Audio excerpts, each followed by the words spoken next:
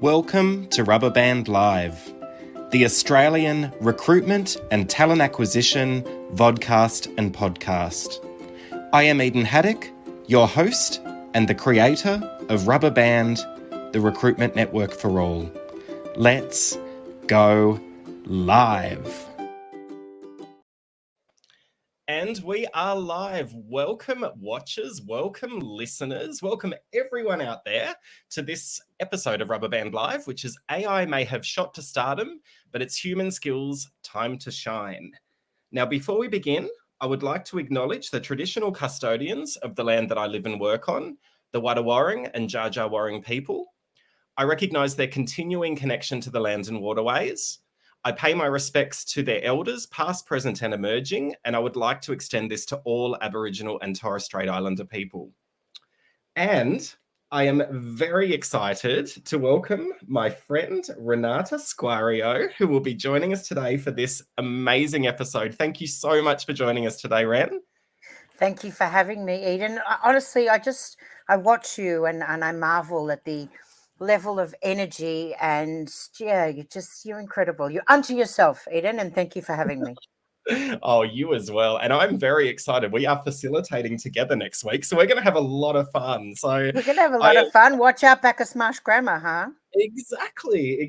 And I'm such a big fan of the Maxme program. So I'm really excited to talk about this today. And I think, the theme around AI and the importance of human skills, it is such an important conversation for us to be having, and to have yourself and also to be talking about the Maxme program is just so wonderful for our community. So thanks again for volunteering to be a part of it. Now, surprisingly, there will be people out there that haven't met you before, Ren. So I think the best place for us there'll be many, Eden.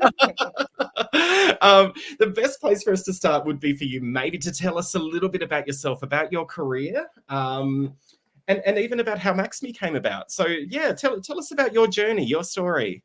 Well, thanks for asking. So where to begin? So Maxme is a company that's 4 years old, started in 2019 after 30 years in corporate. So I guess I cut my teeth in the big bad world of corporate. And for me, I started my career on a pretty traditional track, I would say. I, went through a grad program, worked for Accenture for 7 years and thought management consulting was the thing for me. And then I guess towards the end of my time at Accenture, I decided that actually I wanted to go and work in industry and go and work on the client side. The very clients that I was working with, I actually wanted to be one of them.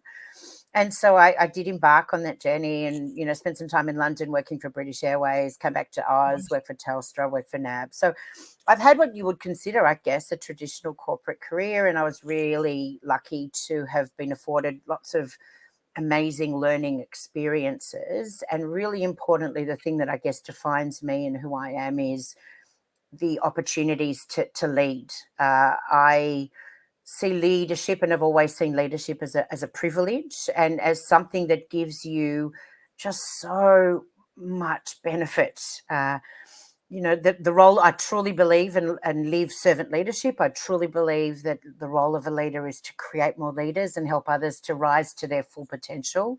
And so through my career, I guess I would say it's luck, or I earned my luck, or whatever you want to call it, but I had the privilege of working with hundreds of people across the organizations that I worked in and to get the benefit and the absolute pride to see what happens with people when they decide to back themselves and they decide to absolutely lean into their full potential and the magic that happens after that.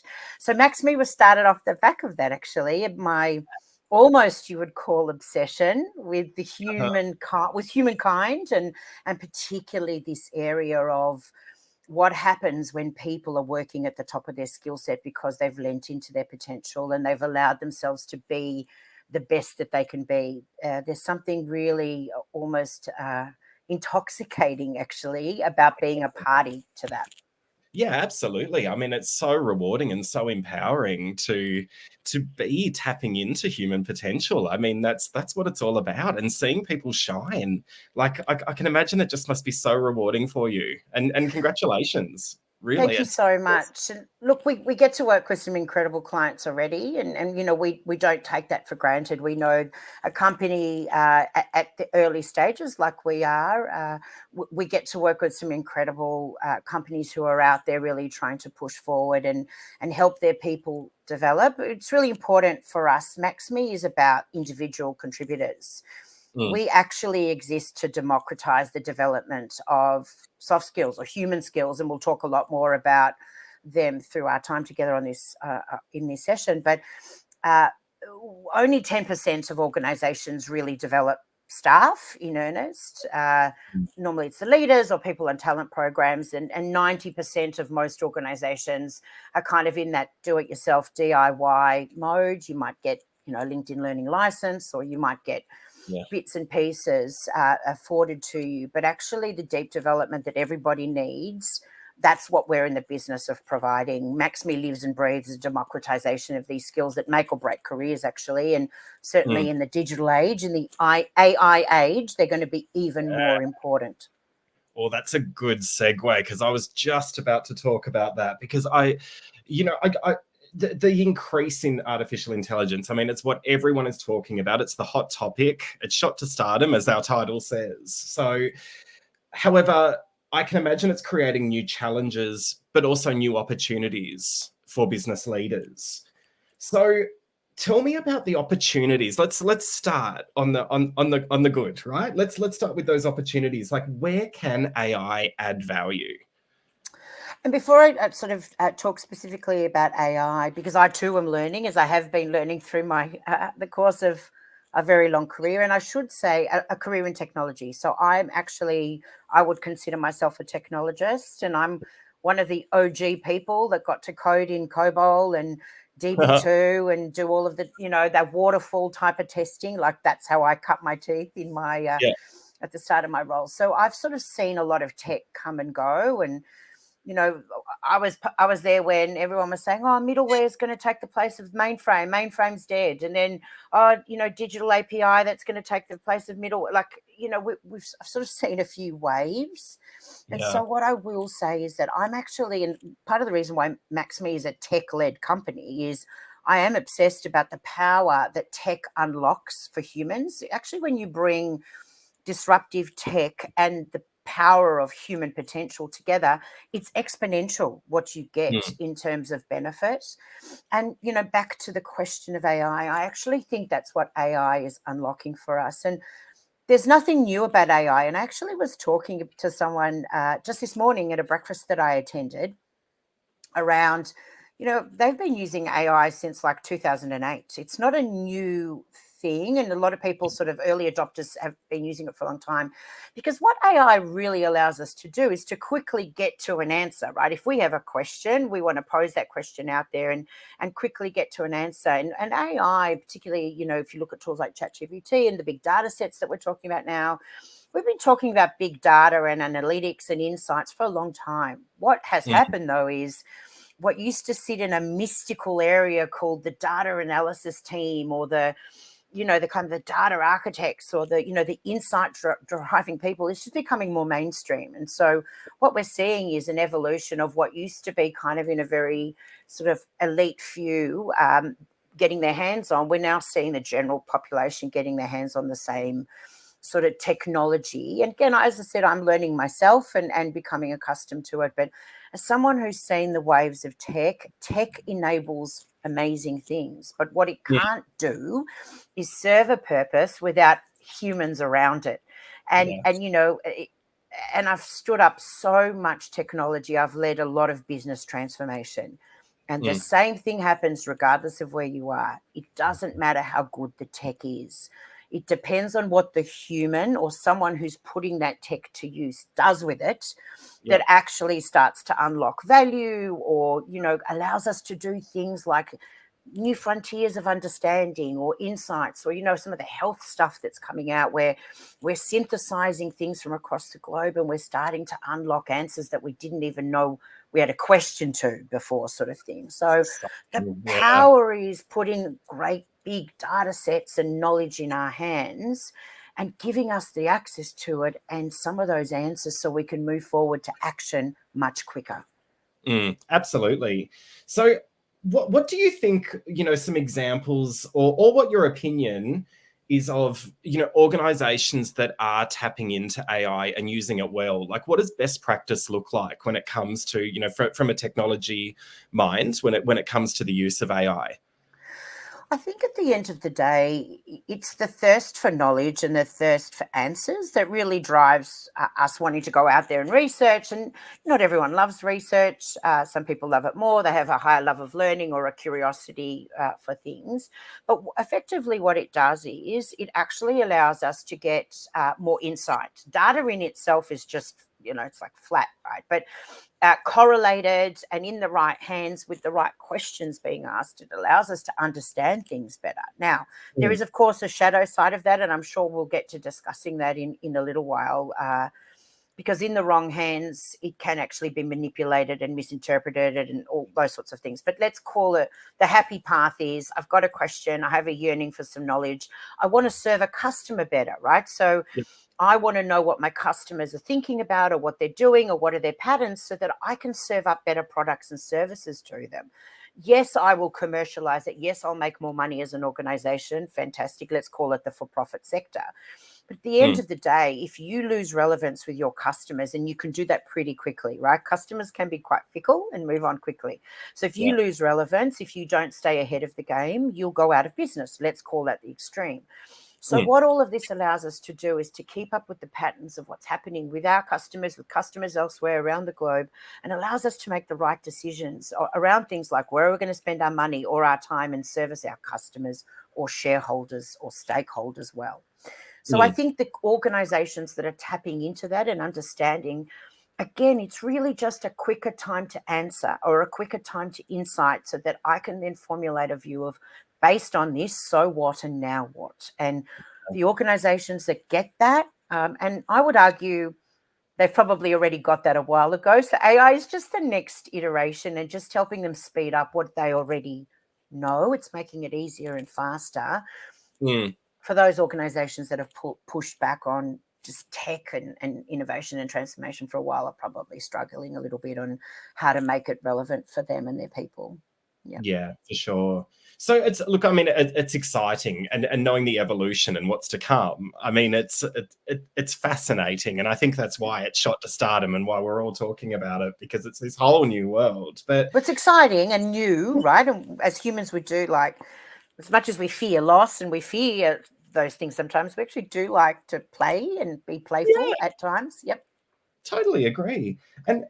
But however, like let's talk about the challenges that maybe have been created by increasing the use of AI. Like, in your opinion, what are the key risks associated with companies or leaders embracing AI? Yeah, no, look, I think us as a globe, we should think about some of the perils or potentially the things that might trip us up. First of all, it feeds into this ecosystem of false news. The reality is you can go and ask ChatGPT anything and it'll serve you up in a pretty emphatic way, like, pretty bold and kind of confident way. Here's the answer to your question. Now, if you take everything on face value, you could quickly say, oh, that's not what, or particularly if you don't have like experience or knowledge in that area, you could take Chat GPT for what it says, right, on face value and go, all right, now I need to do X. Now, X might actually be completely false, but if you can't interrogate the data and if you can't actually add your own thought process or at least question the information, you might end up going down a track or influencing a whole group of people in a pathway that is just the wrong pathway to go down. And in the most extreme cases, quite sinister, etc. The other thing that is built into it is bias. Like if you think about the data sets that have been written or, the kind of things or the routines, they inherently have bias in them based on who's been building those routines and doing the coding, etc. So unless you have a diverse group of people building all of the tech that's being established right now, you're inherently going to have bias in what's being built. So I think that those are the gotchas. Now, can we do anything about it? Yes, like we can put more diversity into the teams that are building this new age tech. That's one way to do it. And I know that's not easy to do, but there are things that you can do, but we just have to be really mindful and kind of use our logic and sometimes that creative process or the creative problem solving and the interrogation of the data before we jump to doing anything. Let's just take a step back and have a think about that. And so draw our own conclusions and insights from it, even talk to other people about it, have a good debate, brainstorm around it, and then maybe act after that. Yeah, sure. And so it's, the thing that strikes me, right? So you've got AI is robotic. It's not human. It's had humans behind it. Yeah. So someone's created it, right? But Yeah. Moving forward, it's robotic. It doesn't have emotions, like it doesn't love, right? So how do we make sure that we don't lose that human touch when we're embracing AI? What are your opinions on that?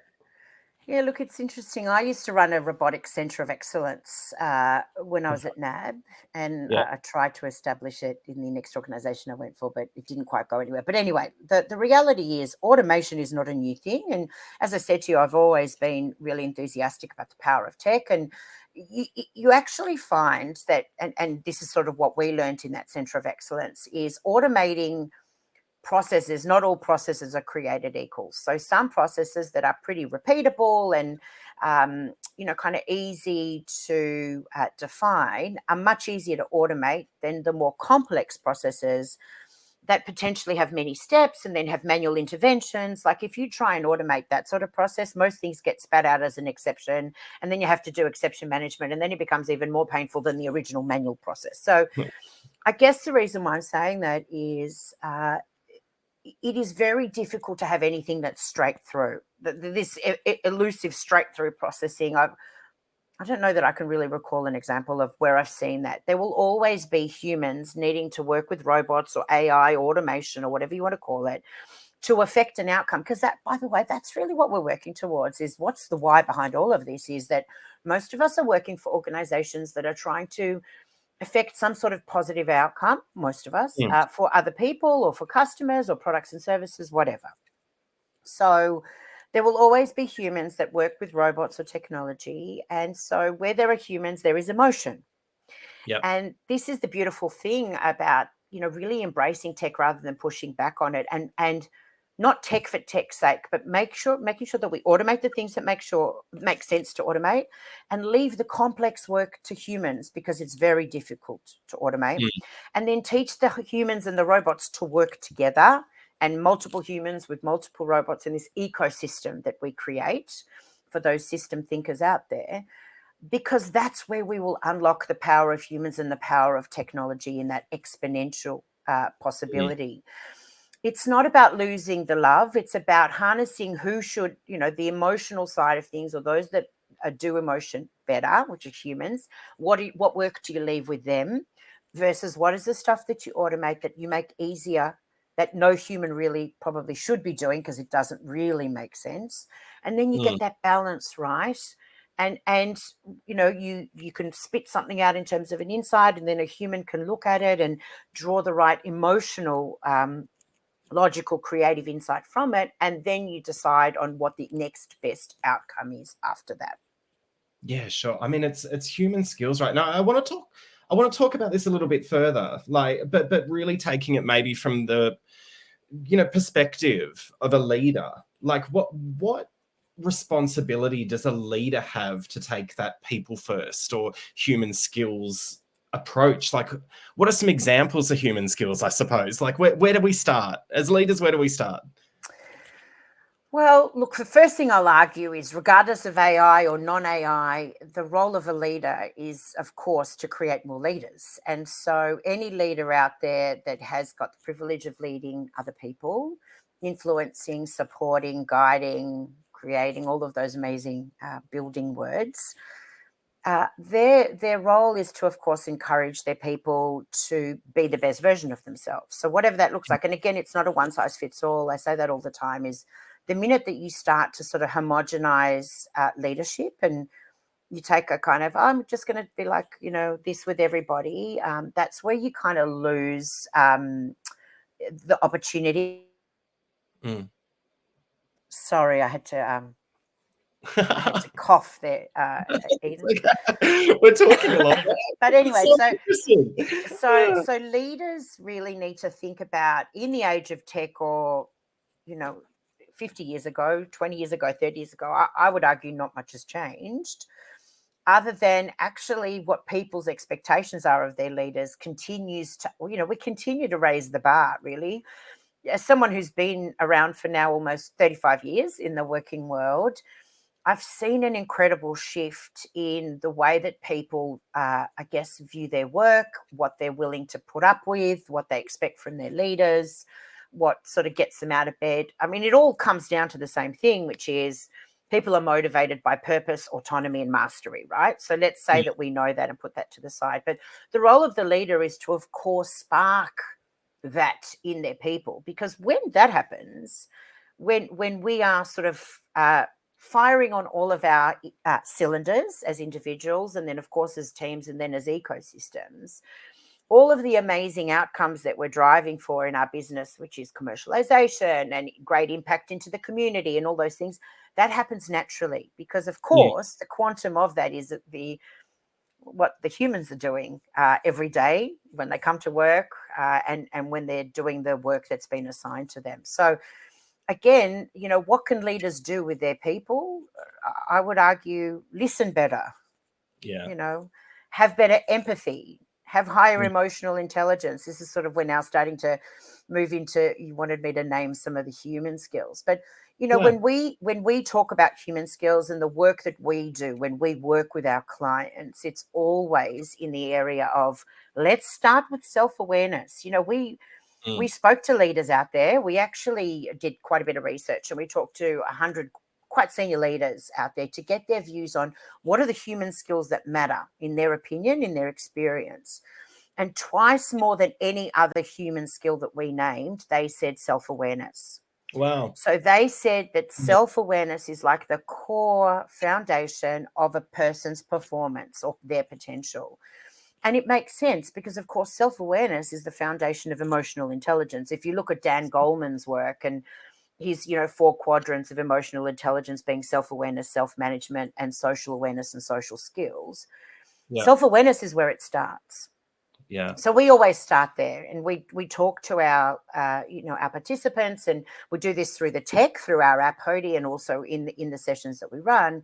Is actually self-awareness leads to better self-management, but it also leads to better social awareness. It also allows you to be a more empathetic person. If you're more aware of who you are, your strengths and your derailers, you just turn up as a better version of yourself, and often as a more confident, competent version of yourself. And then the rest happens in terms of, then you see things in others. You become a better listener. Okay, again, all skills that need to be taught and developed, but if you start there, then the rest kind of is easier.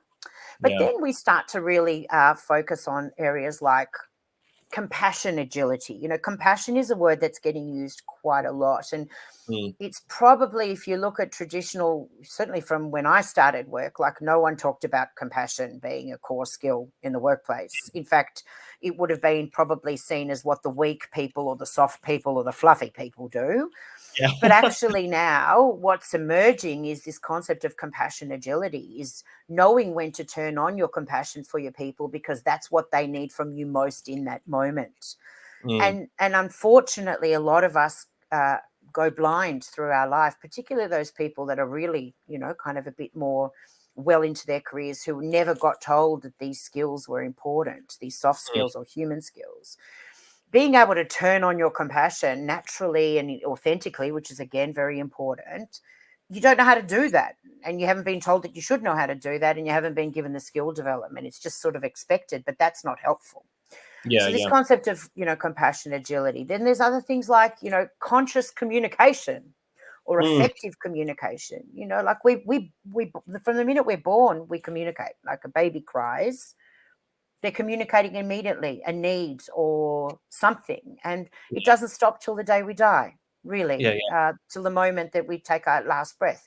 We are constantly communicating to our environment, to the outside world, and The more we can do that, the better we feel potentially. And then the better we are heard, valued, understood, the better we feel we're connected to things, etc., etc. So, of course, if you're not an effective communicator, then you might struggle with some of that stuff. If you don't know all of the facets of communication, which is, 93% of any effective communication is how you're saying what you're saying, not Yeah. actually what What you're is saying at all. Yeah. Paraverbal, body language, all that sort of stuff. So unless you know that, unless you're taught that, unless you practice that, you sort of don't have as much of a chance to be an effective or a conscious communicator. And by the way, communication equals listening as well. Listening is a core tenet of good communication, but only 12% of us are actually effective listeners. Most of us are either half listening, and social media doesn't help. And I'm in that boat. My kids, the great levelers in most people's lives, my kids are constantly saying, Mum, you're not listening, you're not available, you're not being attentive. And they're right. So, that listening, that attentive listening, that presence, giving someone the gift of your presence, that is an effective communication skill that we're not taught or conditioned to do very well. And then, of course, the final one for me is that kind of ever elusive resilience. And it gets used a lot, the word, and it gets bandied with mindfulness. And, it's sort of, I think it's become a little bit, unfortunately, wishy-washy. But at the core of resilience is the ability to recover from setbacks. Because in a complex world, you don't not understand cause and effect, which means the only thing you can really do is put an idea out there, try something and see what happens. Now, at least some of the time you're going to fail, right? Now, you can either be a perfectionist and hate failure and avoid failure and be risk averse, etc., or you can say, well, actually in complexity, I've got to try some stuff. Some of the times I'll fail in inverted commas, because what's failure anyway? And through that failure, I will learn something I didn't know before. Now, that in itself is gold, right? Those people who are willing to put themselves out there, try something, even if it doesn't work, I'm going to learn something I didn't know before, and I can reset with that new knowledge and go again, which is really the core tenet of agile ways of working, really. But the reality is your ability to recover from those setbacks, to suspend your need to be right, to suspend your need to be perfect, and just learn from life. Those are the people that are going to really get the most out of this digital age that we're in and are going to rapidly continue to move through. Because the pace of change, it's so wild at the moment, and people who are my generation or the generation before that, you can imagine how much they must be struggling with this, what they're seeing and experiencing. And 4 generations in the workforce, all working at different paces, thinking different ways. The great leveler, of course, are these human skills.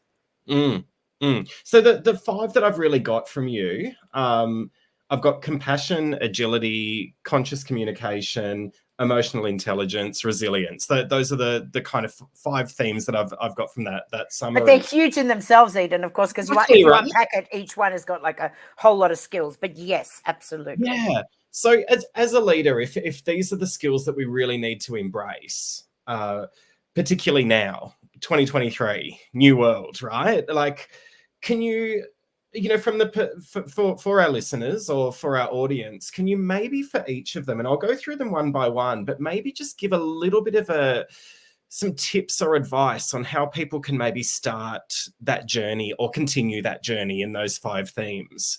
Because I agree. I think all 5 of them talk to me, but sometimes you think, well, where do I start?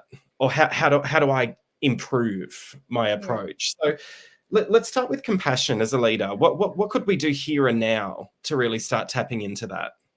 Well, I think compassion is often blocked by bias. So if I think about, if I'm wired a certain way or to think a certain way and I've got a fixed mindset, compassion is going to be quite hard, because unless I open up myself to the perspectives of other people and I do the empathy, walk in somebody else's shoes, showing true deep compassion might be quite difficult. Like, I can try and turn compassion on and sort of go, oh, I really feel for you. And you know what I mean? Like, you're never going to be able to deepen that unless you truly lead with that empathy, seek to understand what's going on for someone else, and to suspend your biases actually for the way the world works, and go, actually, what am I seeing through this new lens of what's happening for this other person. And I'm just deeply connecting with what they need from me now. I'm showing them that I care, that I'm connecting, that I'm almost feeling what they're feeling, and that I'm there for them, whatever they need. Now, this is not trying to give them the answers or trying to fix their problem.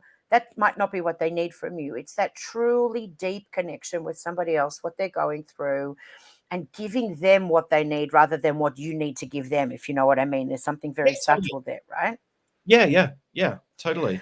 So Totally. compassion is it's and because it requires vulnerability, right? It requires you to feel and to tap into that emotional side of yourself. We're not all comfortable in doing that. So I guess you've got to be true to yourself and try little things like open yourself up and really challenge yourself.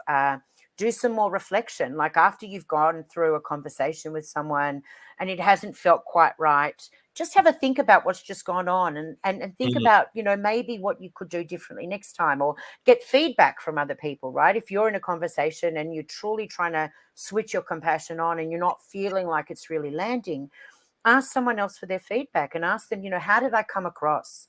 Did I come mm. across with feeling and compassion and understanding? And really listen to their feedback. So that's one way. If you're yourself not really, if it doesn't come naturally to you, then actually seek to reflect and get to the feedback so that you can continue to improve. Yeah, reflection. I'd agree. Because we move so fast and we quite often move on to the next thing and we don't give ourselves that permission to reflect ourselves, but also seek feedback and seek to understand. It's so Totally. important. We know, and research will tell you that people who reflect daily, in this sort of journaling kind of concept, they actually have better well-being and they're more grateful and they're happier in life. So as long as your reflection isn't always self-deprecating, where you're always just thinking about what you suck at and how, you know what I mean? Like you've still got to always start in that Yeah. positive mindset of, what worked well for me today and what's going well and what am I really liking about what I'm learning or what I'm doing? What am I proud of myself for? As long as you start there, then that daily Mm. reflection, that habit really contributes over time to just betterment of yourself. Yep. Totally agreed. Now, this is one of those words that gets thrown around a lot and means a different thing to different people. But let's talk about it obviously in this context. So, agility. Where do we start with agility?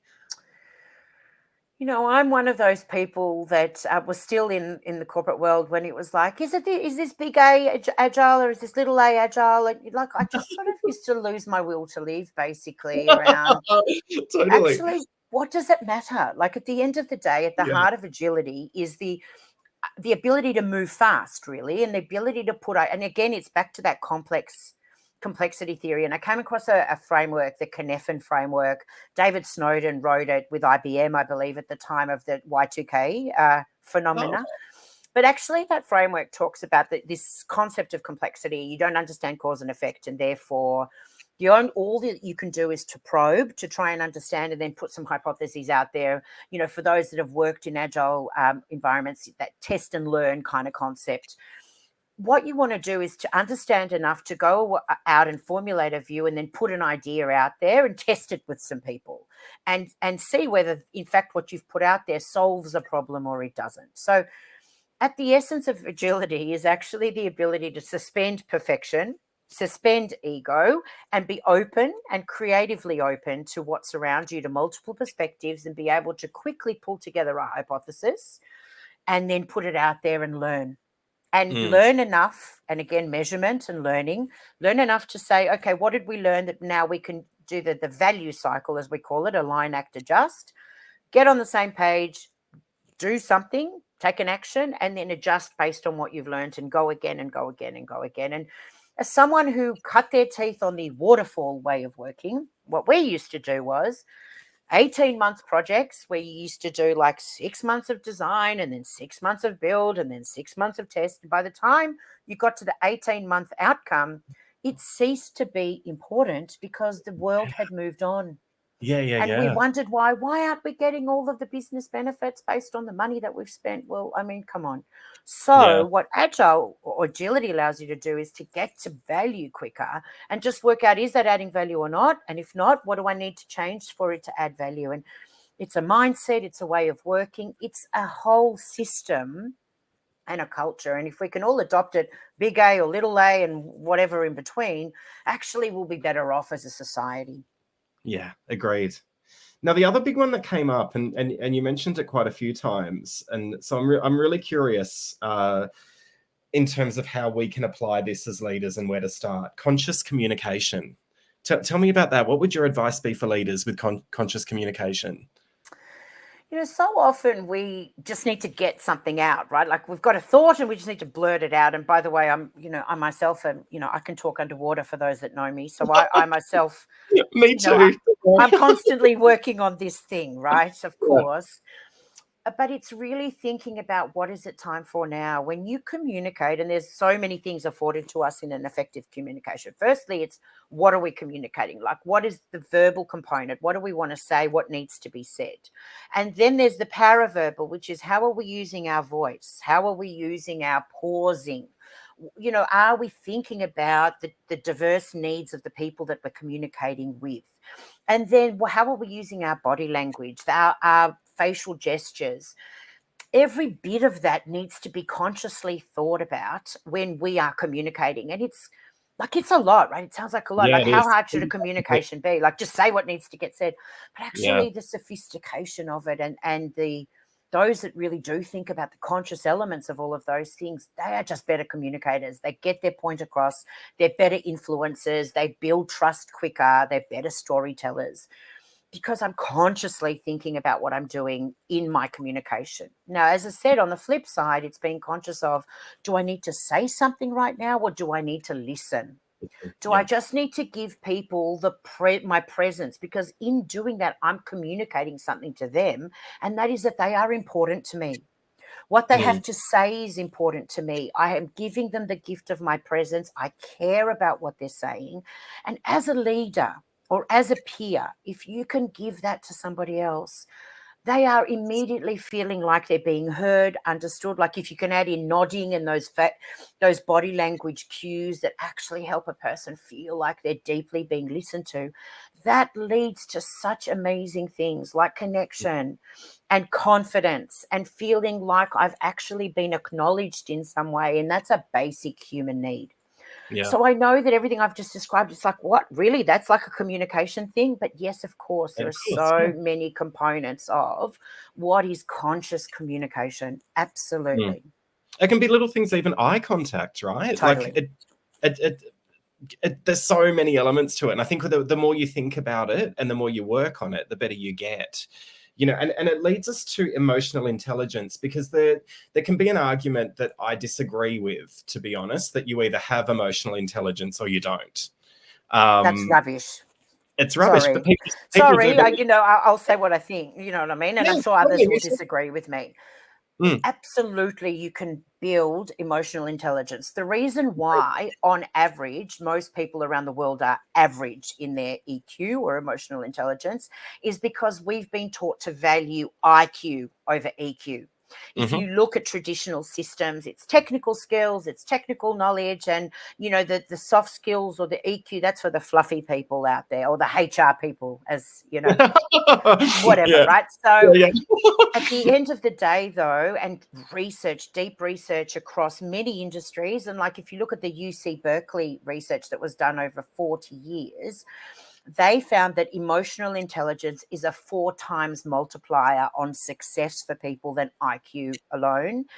And other researchers found that actually 80 to 90% of the top performers, if you look at what is the reason behind their performance, it's actually that higher EQ. So EQ, emotional intelligence, absolutely pays dividends, but we're never told to value it or to develop it. It's for the fluffy people.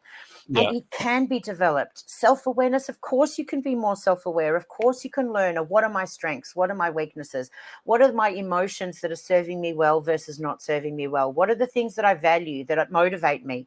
That's all self-awareness. And if you can work that out about yourself, of course, you become a better player in the world around you, and you can move into self-management, which is the so what. Now that I know these things about myself, what different thought patterns will I have? How will I do my work differently? How can I get into flow faster because I'm using my strengths rather than obsessing about my derailers or my weaknesses? So Absolutely. That is work that you can do in what I call the world of me.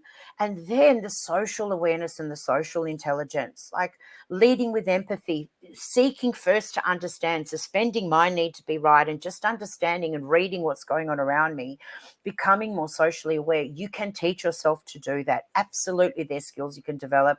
And then once you've done that, those social skills, how do I connect with others? How do I collaborate better? How do I build better teams? How do I find myself in a high performing team? All of those things, again, are skills that can be developed. Absolutely. And it's continuous learning because it's continuous reflection.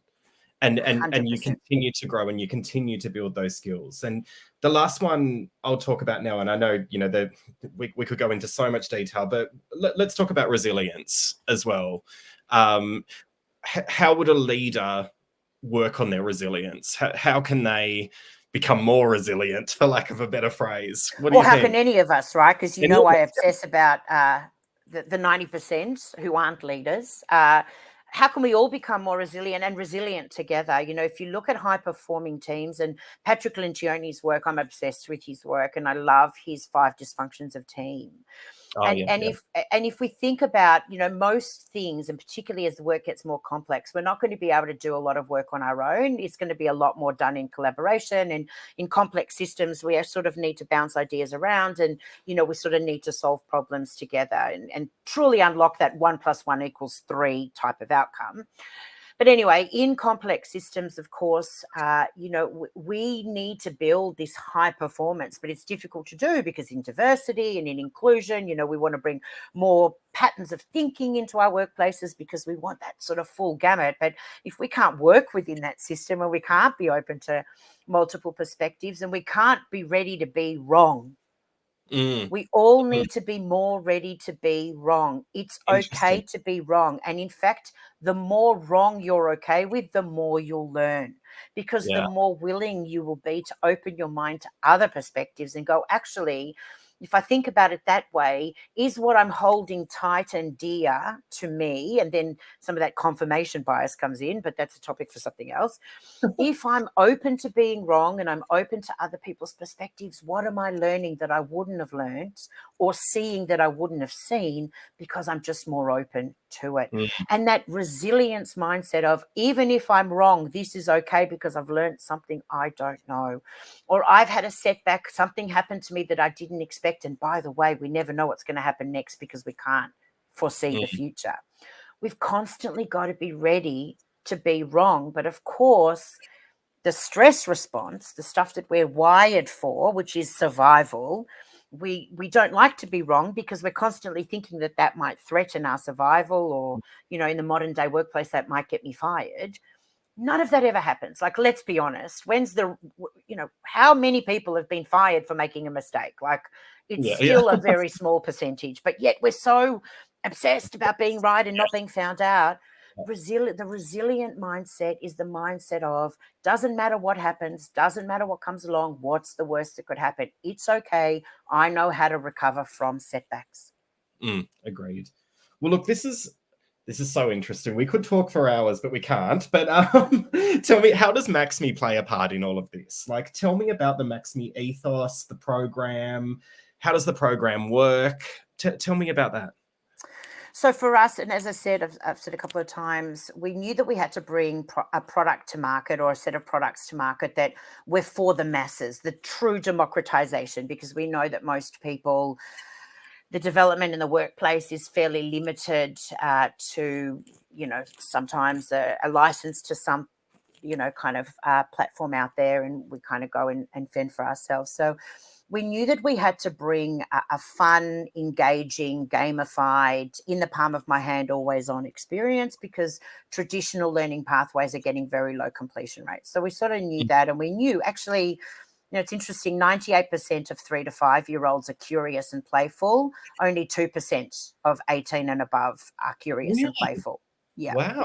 Right. And so we knew that actually, for sustainable learning, it has to be fun. People want to do it. They want to keep coming back to it. They want to feel the energy from the experience. And so we have bottled that up in terms of what we've brought to market, and it's in our app, Hody. And then for our customers and for our clients who needed something more, they've said our people want that group learning connection. They want to feel like it's training, but it's not training, right? Like we all want to feel like we're being invested in a special way. So we wrap around a hybrid learning experience around our app, which is kind of the thing that is the glue. Hody's the glue, and it's what you do in between. And there's leaderboards, and it's gamified, as I said to you. But we wrap around some dial-ins and some kickoff sessions, and it's a very, I guess, wraparound experience that we bring to individual contributors who are looking at lifting their skills, upskilling themselves to have the skills for the digital age, which most think tanks are saying are these human skills. McKinsey, Deloitte Access Economics, even the World Economic Forum are all saying the same thing. The human skills are going to be like the majority of the skills we need in roles. For the people who are getting themselves ready for that world, getting themselves ready for leadership, whatever your thing is. I want more development, retention, right? We know retention's a big thing in most organizations, and 35% of people are leaving because they're not getting developed. We bring a product that is very accessible for all of those scenarios, and we're getting some amazing results with our clients. Amazing. And I want to hear about some of these results, but I think what it particularly excites me, because I hear this from a lot of people, that they don't know how to approach people development in a hybrid way. And you've got that curiosity, you've got the play, but you've also got the group learning, and you've got the human interaction, and it's that wonderful combination that is reflective of the way we work today. 100%. And I think that's where a lot of organizations are really struggling, because they have their traditional learning pathways in place that were ideal for a world that no longer exists, because we don't work that way anymore. No. And that's why I love Maxme, and that's why I've really loved getting to know you and getting to know the program, and why I'm even participating in it. Because I know, right? We've hooked you into the facilitation. I know, because it is so unique, and it is so perfect for this future way of working, or not even future way of working, today's way of working.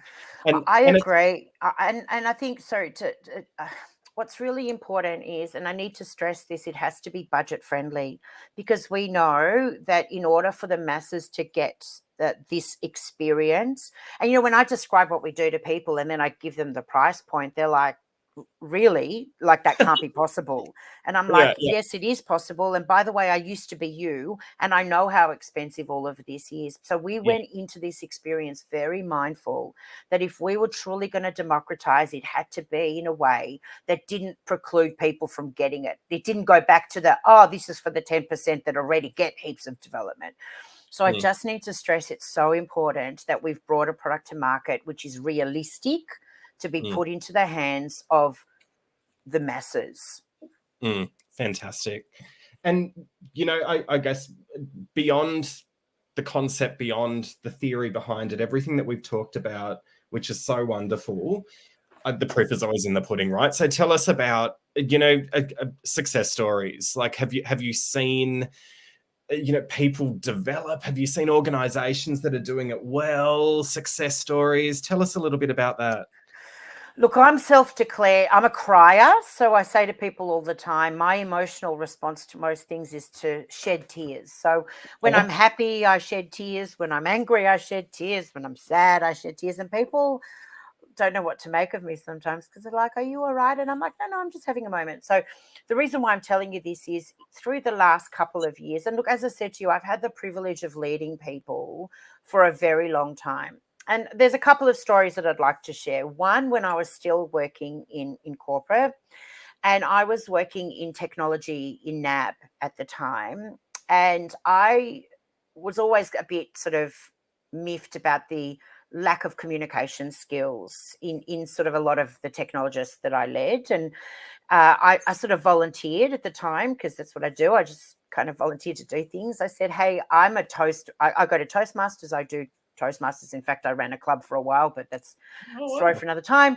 Can I please, I want to bring a Toastmasters program and run it with our technologists. And I got the, yeah, sure, here's a bit of budget. It wasn't a lot. I wasn't asking for a lot. And Speechcraft, it was called. And we ran Speechcraft at NAB. Anyway, we ran in the end 120 technologists through it. And one of the groups, one of the stories that has stuck with me, and it still makes me emotional today, when I used to kick off these sessions, and I used to run them. So when I used to kick off the sessions, I used to ask people to check in and say, what do you want to get out of this? Like, what would amazing look like at the end of this time that we spent together? And, one group particular was, there was a couple that were really struggling to articulate and communicate. And so one of the gentlemen who participated in fairly broken English, because English was his second language, sort of said, I just want to be able to talk more. Great. That's a kind of a pretty vanilla sort of check-in, but it was all okay. Yeah. Anyway, the change that I saw in this particular person through the weeks that we spent together, and yes, I had to spend some extra time with him, and yes, I did make the time to do that. And then as we did the check-in at the end, what do you look back on? What are you most grateful for? He stood up and he said, and he stood up, didn't sit down this time. He stood up and he said, I just want you to understand you've changed my life. I'm able to open up my mouth in meetings and actually say what I'm thinking and not freeze and want to run the other way. Changed now, a life. I started crying, of course, and I'm starting to get emotional now about it, is the stuff we do when we stop and really help people lean into some of these basics. We change lives. And I'm not a doctor, right? I'm not claiming to save lives in that way, but we do change lives. We can change the trajectory of people in very, very meaningful ways by doing very little for them, actually, by just making the time for them, spending the time for them, and teaching some skills that they didn't really have before. The second thing, of course, is with the clients that we work with right now, and that is, people come up to me after the things that we run, or, some of the webinars that we run, and they check in with you, and they're just so much more curious and so much more open to things that they were so closed off to just 3 hours before that. Yeah. And again, the power of unlocking possibility for humans and the trajectory or the pathway that you set them on. You can't unsee what you've seen. There's a saying, right? Once you've seen something, you can't unsee it. So how much more insight, how much more possibility are we unlocking for people through what we're doing that is changing the pathway that they are taking in their career and in their personal lives? That's the stuff that gets me out of bed in the morning. Amazing. Ren, thank you so much for joining today for this enthralling episode, I'm going to call it, of Rubber Band Live. Listeners and viewers, Ren will actually be a keynote for our big event in October. It's an online event, 4th and 6th of October. It is called Bounce 3, the panel van. You can find details on the Rubber Band website, rubberband.com.au/bounce3, where we'll be talking more and more about this. It is such a fascinating topic, and I've loved today. I want to keep talking for hours, but we can't. But Ren, I look forward to hearing from you again. I look forward to catching up with you again very soon. Thank you so much for taking the time to meet with us today. Thank you so much, Eden. I really appreciate you having me on and letting me talk for an hour. I appreciate it. Oh, we could talk for many more, but thanks again. Thank you so much. Ren. Cheers. Cheers. Thank